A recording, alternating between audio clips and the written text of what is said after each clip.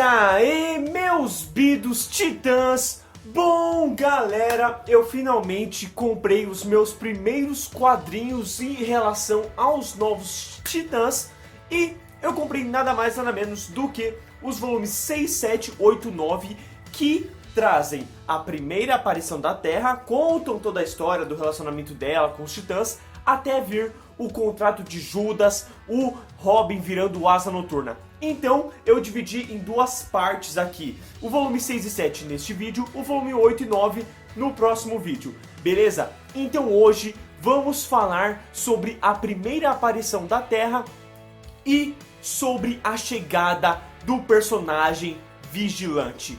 Vamos lá comentar dos encadernados Novos Titãs 6, Novos Titãs 7. Perfeito. Eles engoliram tudo, não sabem que foi armação, nem imaginam que os terroristas trabalham pra você e nem desconfiam que eu tô infiltrada no grupinho idiota deles. E eles com certeza nem desconfiam que nossa luta foi toda encenação com antecedência. Comentando rapidinho sobre o acabamento, eu adorei a forma que Lendas do Universo se fizeram, que a Panini fez, né? É uma capa assim, daquelas que é boa de passar a mão, né? Meio fosca assim. E ela é uma capa comum e combina muito bem as edições, são 168 páginas por edição, pelo menos essas duas. E você tem todas as edições, um comecinho aqui dos extras, né? Meu Deus, tô quase rasgando. Tem aqui o índice, né, comentando onde está cada edição e tudo mais. E no final você tem algumas artes, por assim dizer, né? Artes tipo essa e essa, que não foram colocadas durante a edição. Até porque eles não mostram isso, né? Não tem ali no final de cada edição um continua, o que normalmente tem em cada edição, né? Não, eles deixam em branco assim, aí você já começa a próxima edição virando a página. Vale ressaltar também que todas essas edições são escritas pelo maravilhoso George Pérez e todas elas são também muito bem, otimamente, brilhantemente desenhadas por Marv Wolfman. Ambos foram os criadores dos Novos Titãs e também os criadores da Crise nas Infinitas Terras, que já foi comentado aqui no canal. A primeira coisa que eu quero já deixar claro, e que por mim é o único problema dessas histórias, dessas edições, de todas as histórias que são contadas nessas edições, é o problema de sempre de edições antigas dos anos 70, 80 e 60, que são os diálogos a mais. São aqueles diálogos desnecessários que relatam o que a gente já está vendo em cena.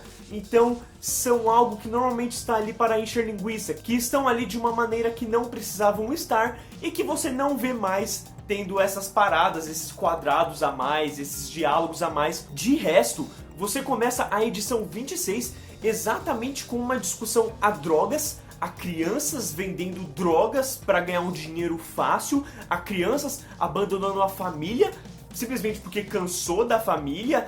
E, cara, eu achei genial, porque tanto bate naquela época quanto bate nos dias de hoje, de alguma forma, sabe? As crianças, os adolescentes, eles não gostam mais de ficar em casa, eles são mais rebeldes, por assim dizer, e querem sair. E você tem tudo isso sendo abordado de uma forma muito séria, e que eu não imaginava que era abordado de tanta forma assim nos quadrinhos, pelo menos na época dos Jovens Titãs. Eu achei que tinha demorado um pouquinho mais. Eu sei que aconteceu lá por perto dos anos 80, porque foi nos anos 80 que começou a ter quadrinhos mais sérios de super-herói, mas eu não achava que tinha nos Jovens Titãs, que é um grupo super felizinho, sabe? Que você vê nos desenhos animados. Os desenhos animados não tem esses temas.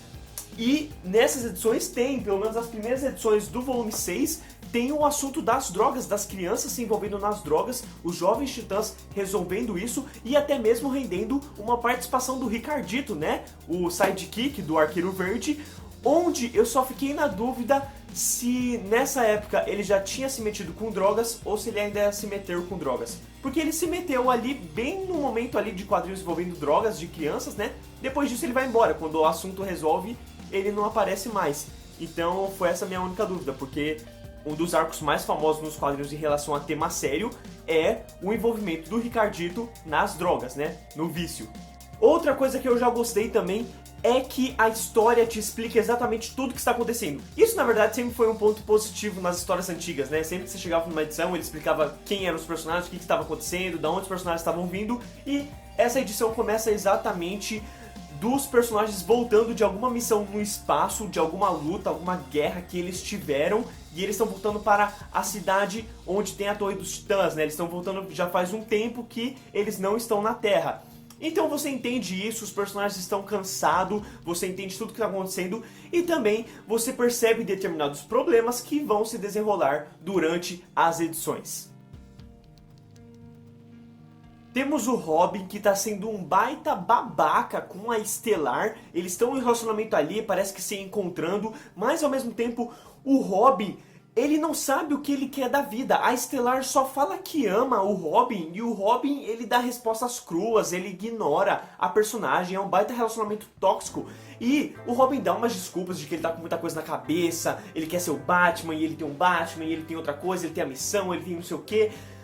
Mas a única coisa que ele conseguiu foi me deixar pé da vida. Outra parada que a gente tem também é um bastante foco no Kid Flash. Em um determinado momento ali, sofre por uma atitude da Ravena que se descontrola sem querer. E então, ele fica bravo com a Ravena e ele quer que ela saia do time, porque ela é um perigo. Só que ao mesmo tempo, ele também quer sair do time, porque tem muita coisa acontecendo com ele, os estudos e tudo mais. De qualquer forma, ao que aparenta, ele já se relacionou com a Ravena. E isso é totalmente inédito para mim. Eu não sabia que o Wally West já tinha namorado de alguma maneira ou algo assim a Ravena. Então você percebe ele muito magoado com a personagem, porque ele quase foi morto por ela. A gente entende ele e o que mais me impactou é porque ele é um personagem bem sério. Ele tem muitas camadas, sabe? Ele passa por muita coisa, ele tem muita coisa na cabeça, por assim dizer. E eu sempre achei que ele seria um personagem mais zoeiro, né? O cara que faz piadas. Mas isso ficou muito a cargo do Mutano, que já demonstra no quadrinho que ele lê quadrinhos do Homem-Aranha. E ele é o cara que tá sempre aí fazendo uma piadinha, dando apelido pros personagens do time, né? Mas de verdade, o Wally West, ele realmente me impressionou, porque ele é muito mais complexo do que eu imaginava, e por mais que tenha momentos em que ele haja como um babaca com a Ravena, o quadrinho enfatiza o quanto isso é ruim pra ele, o quanto isso deixa ele triste, o quanto isso magoa o personagem. E ver o quanto o quadrinho, a história dos Jovens Titãs, dá tanta importância para o Wally West, só me deixa mais fulo da vida, pelo fato de que ele voltou do renascimento pós o Flashpoint, e ele foi tratado igual bosta. Eles não souberam desenvolver ele da forma que eu esperava que ele seria desenvolvido. Então ver o personagem com essa carga que ele tem e que ele foi cagado atualmente com a volta dele no Renascimento, que tristeza. Sobre a Ravena, ela é exatamente o que a gente já conhece de desenho animado ou de série. Ela não quer usar os poderes dela porque ela tem medo de causar pânico e de acabar libertando o pai dela, né, o Trigon. E temos o Cyborg também, que está apaixonado por uma garota, sofrendo por ela, e ela tem um ex-namorado sociopata que acha que ela tem que ser dele porque ele ama ela, e isso rende um quadrinho de prisão onde o Cyborg quer matar esse cara, e esse cara aprisiona ela e faz um monte de refém, e simplesmente eu fiquei maluco lendo esse quadrinho. Ele é sensacional, ele é muito tenso, ele acontece no volume 7, e cara, eu fiquei me perguntando por que isso não foi adaptado de alguma maneira para a série dos Titãs, porque é um quadrinho assim que seria perfeito para se adaptar em um episódio assim, né? Aquele episódio que talvez seja pulável, mas ao mesmo tempo discute uns temas, cara, de psicopatia, sabe? De homem perseguindo mulher. Então, cara, eu simplesmente fico cada vez maravilhado com o fato de como esse quadrinho aborda temas sérios. Aproveitando que eu comentei da série dos Titãs, meu Deus, como é que as pessoas puderam tanto julgar a Estelar, cara, só pela atriz ser negra? Porque aqui no quadrinho tudo dá a entender que ou ela é morena ou ela é laranja, mas que tem uma junção das duas, sabe? Beleza, na série eles podiam ter pintado a atriz de laranja? Sim, mas mesmo assim a atriz não merecia sofrer tudo que ela sofreu. Outra, o Robin, cara, eu vi a galera julgando a diferença e tudo mais, mas a única diferença que eu vi da série pro quadrinho é que ele mata na série, que ele é mais radical na série. Porque o problema dele com o Bruce Wayne, com o Batman, a forma dele ter os problemas conscientes dele, da carga que ele se sente todo momento, é igualzinho. Eu fiquei chocado, eu esperava o Robin mais dos desenhos animados, Jovens Titãs, sabe, que é mais líder, assim, meio Batman, meio Capitão América ao mesmo tempo. Mas não, o moleque aqui tem total problema, sim. Ele quase não tá liderando o time, basicamente, sabe? Ele tá toda hora com um problema mental. Então, isso me chocou pra um caramba. E outra personagem que também mexeu comigo foi a Ravenna, porque ela realmente não tem nada a ver nem com os desenhos animados, nem com a série. Porque aqui, ela realmente, primeiro que ela parece mais velha que o time, ela parece uma adulta, assim, parece que ela tem uns 25 para 28 anos.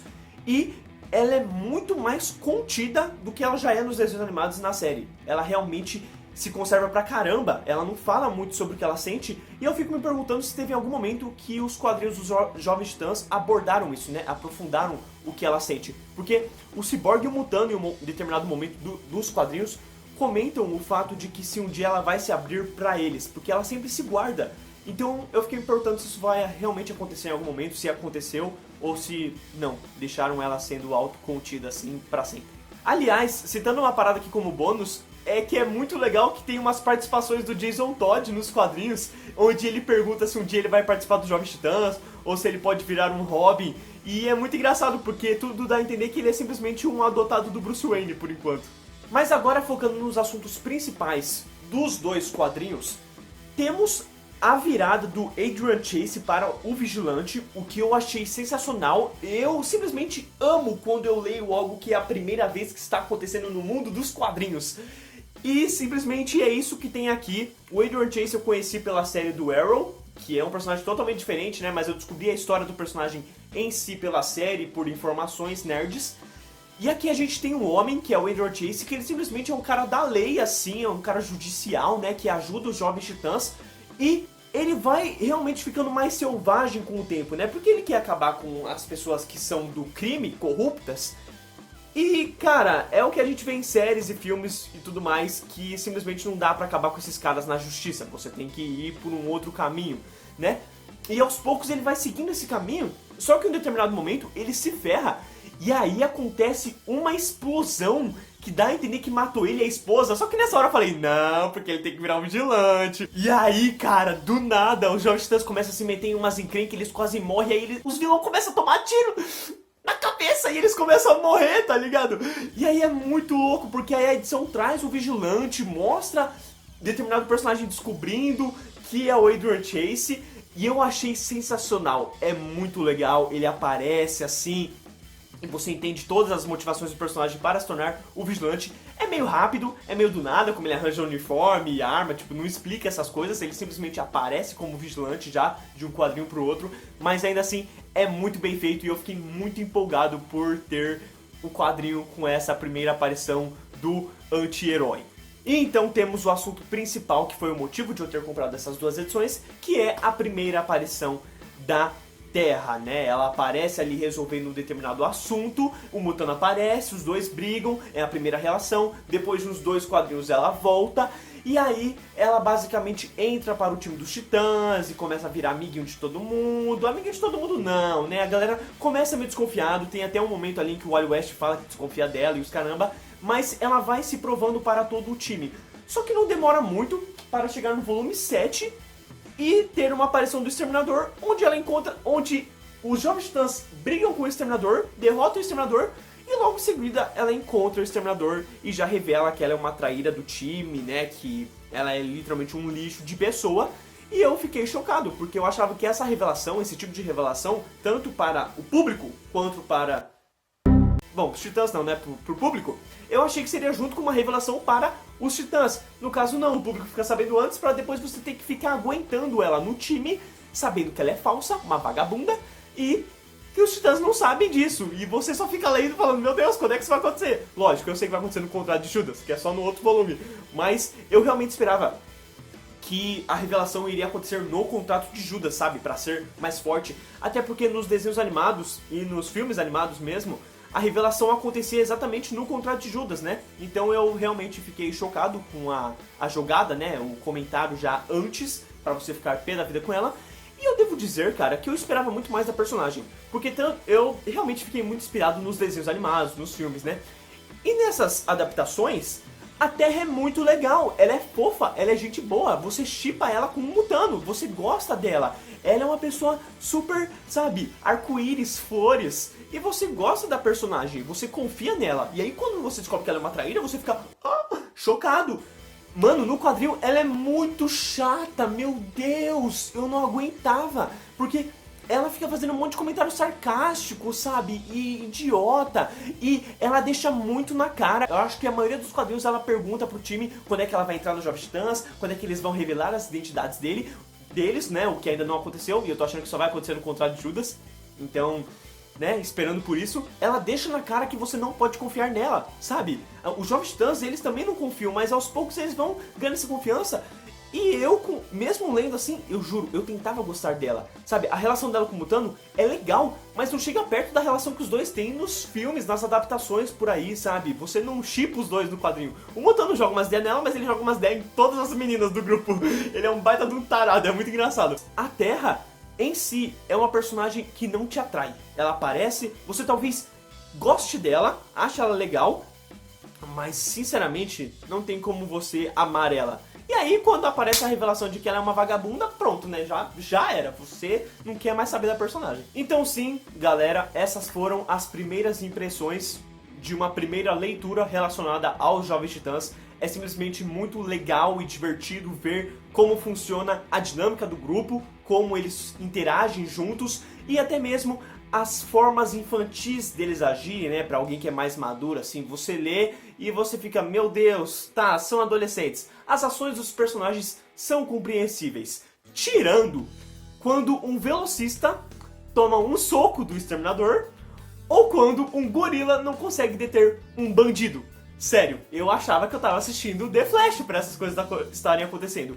Mas acredito eu que seja para a história ter mais páginas, né? Espero.